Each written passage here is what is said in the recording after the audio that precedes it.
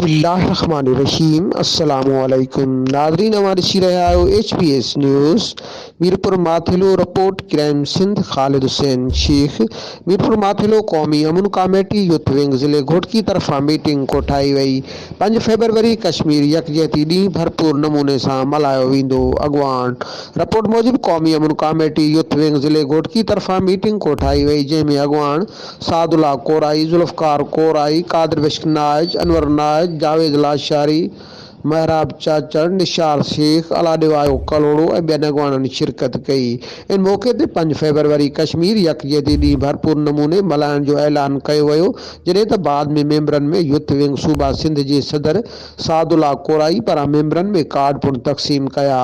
इन मौक़े ते अॻवाननि मीडिया सां ॻाल्हाईंदे चयो त कश्मीर पाकिस्तान जी शइ रग आहे। असां कश्मीर सां साह जे आख़िरी दम ताईं गॾु आहियूं। असांजी जदोजहद जारी रहंदी। 5 फरवरी ते पाकिस्तानी क़ौम मोदी सरकार ख़िलाफ़ कश्मीर बनेगा पाकिस्तान हिकु थी आवाज़ बुलंद कंदा। मज़ीद ख़बरुनि जे लाइ अवां ॾिसंदा रहो HPS न्यूज़।